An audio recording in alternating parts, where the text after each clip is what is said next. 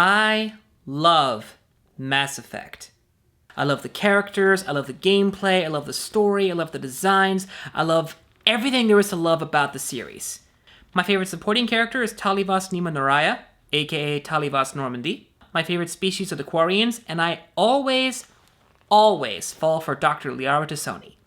Hey, once you go blue, it's always true. That is the corniest line I've ever made up. Now, for those of you who may not already know, Mass Effect is a video game series that's basically Star Trek meets 24. You play as Commander Shepard of the Alliance Navy, who, by the way, can be a man or a woman, who is tasked with saving the galaxy from an ominous threat known as the Reapers.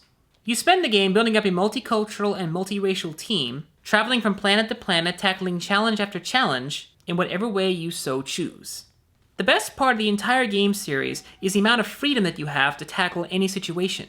You're not just limited to resolving conflicts with combat, there's also a great amount of diplomacy involved. With most situations you face in the games, you have the option to go in guns blazing like Rambo, or find a more peaceful, diplomatic compromise.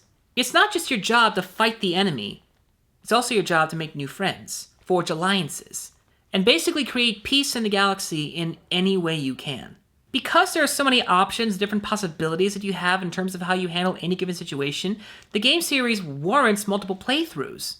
You can play as Shepard with a different backstory than you started with. You can play Shepard as a different sex. You can start a relationship with a different person. You can approach a situation one way, and then go back and approach it totally different. It's a truly immersive game series that is all kinds of fun and does all sorts of amazing things to both entertain you and enrich your life. So how can you make that into a movie? Believe it or not, Hollywood has actually been trying to turn this into a movie for, well, pretty much since the first game came out back in 2007. Now, of course, yes, there was an awful lot of great, rich material that you could potentially make a movie out of. But it's not as easy as it sounds. See, because the games have so many variables and so many different ways it could be played or played out in terms of the narrative, there really isn't any one officially accepted version of the story. The only thing that's consistent throughout all three games is the main plot. Aliens are invading the galaxy and you've got to stop them. Plus, in my opinion, I don't care what anyone else says, female Shepard is the Shepard. Now don't get me wrong, the possibility of a Mass Effect movie is very appealing to me. But when you get right down to it, realistically, it wouldn't be very possible to turn it into a movie. And frankly, no matter which direction you do choose, you're going to get some backlash from the fan community. Not that I think that they should give any backlash. And really, when you stop to think about it, it has already been proven that you can't realistically take a series that has so much texture and plot lines and story elements and characters to it and even try to sum it up into a 90-minute or even 2-hour feature film.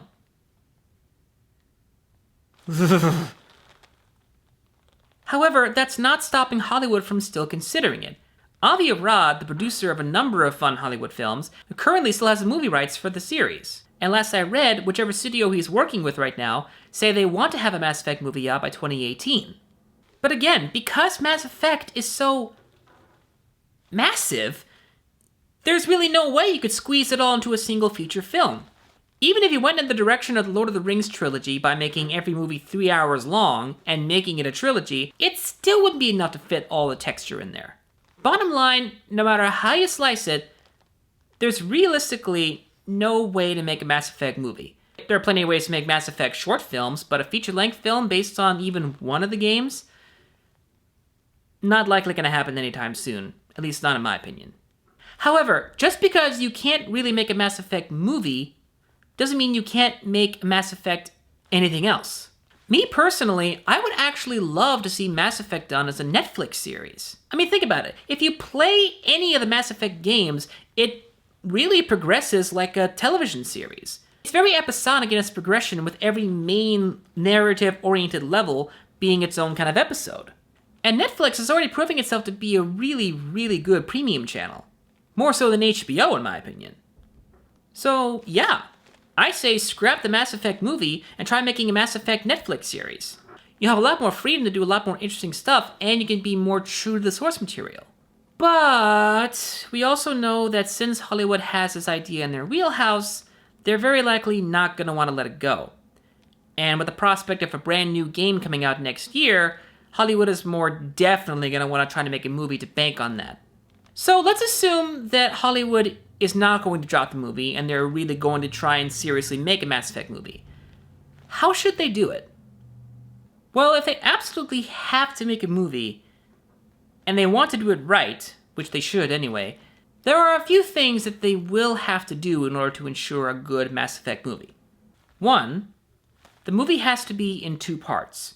And normally I'm against that kind of thing, as there are some series that do that way too often for no good reason. But in the case of Mass Effect, you need a good amount of time to bring in all the essential elements.